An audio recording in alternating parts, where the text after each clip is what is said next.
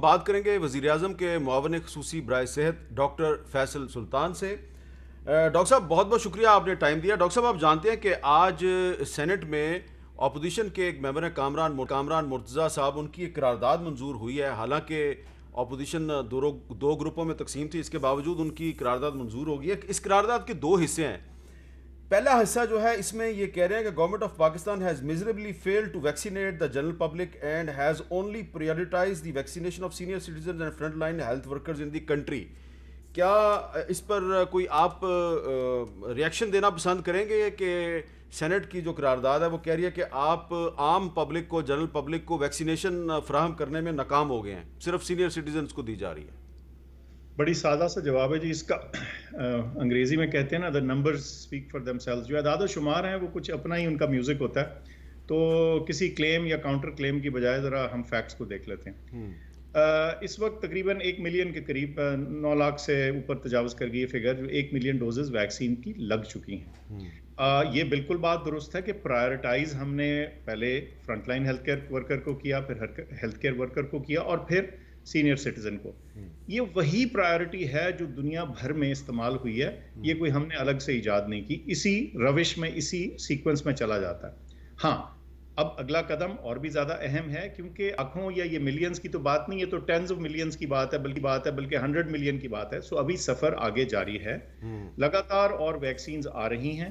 فراہمی ہو رہی ہے، ہم خریداری کر رہے ہیں، اور انشاءاللہ یہ نمبر بھی ہم کیچ اپ کر جائیں گے۔ اس میں اگر تاخیر یا تعطل یا ایک تھوڑا سا گیپ آیا، وہ صرف اس وجہ سے کہ ایک بہت اہم اور کریڈیبل سورس جو تھی کوویکس، اس کی جو حصولی ہے وہ وقت پہ نہیں ہو پائی، اس کی اپنی وجوہات ہیں، لیکن جو تھوڑا سا اگر کہہ لیں ہکپ صرف اس وجہ کا ہے، ورنہ ہمارے تمام ملک میں بڑے افیکٹولی اور بڑے پازیٹیو رسپانس کے ساتھ ہمارے سٹیزنز ویکسینز لگوا رہے ہیں، اور آہستہ آہستہ ہم ایج کے گروپ میں نیچے آتے جا رہے ہیں۔ مثال کے طور پہ ابھی چند دن پہلے ہم 65 پلس کو واک ان کر دیا، پہلے 70 کو تھا، تو انشاءاللہ یہ فگر آگے ہم ایج وائز نیچے آتے جائیں گے اور یہ تعداد بڑھتی چلی جائے گی۔ اچھا ڈاکٹر صاحب، یہی جو ریزولوشن ہے سینٹ کی، اس میں یہ بھی کہا گیا ہے کہ جو رشین ویکسین ہے سپوٹنک،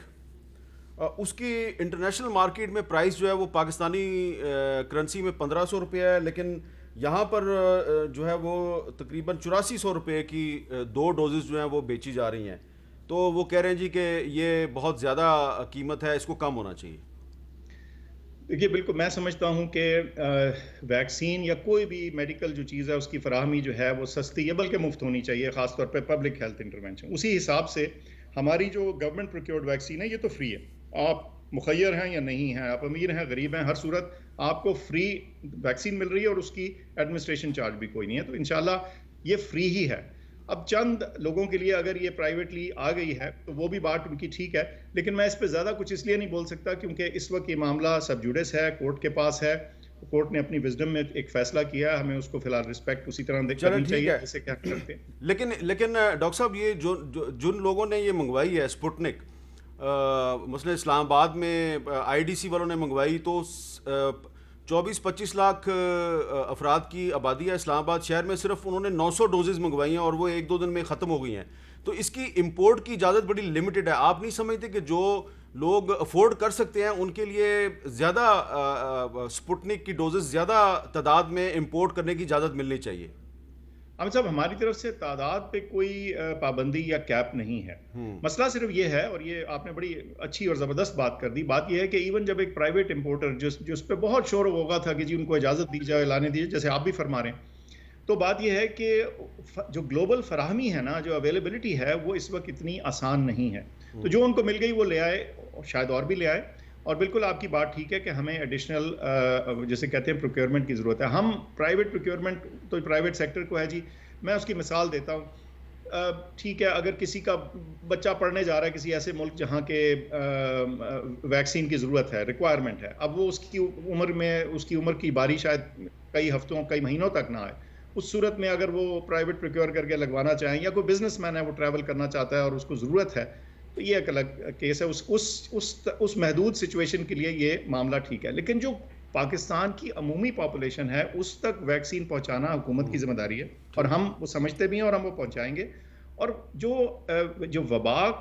کی کمر توڑنے کے لیے ایک اہم جز ہے، وہ تھوڑی سی ویکسین سے نہیں ہوگا، وہ tens of millions of doses سے کم پہ نہیں پہنچے گا، وہ ہم نے پہنچنا. جی بہت بہت شکریہ ڈاکٹر فیصل سلطان صاحب. اور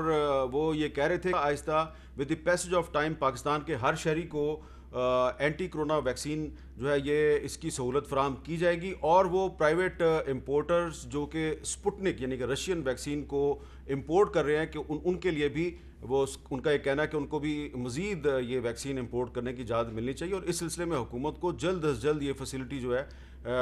وہ تمام وہ لوگ جو کہ صاحب استطاعت ہیں اور افورڈ کر سکتے ہیں تو ان کو یہ سہولت فراہم کرنے کے لیے اس کی زیادہ سے زیادہ امپورٹ کی اجازت دینی چاہیے. اجازت دیجیے. اللہ حافظ.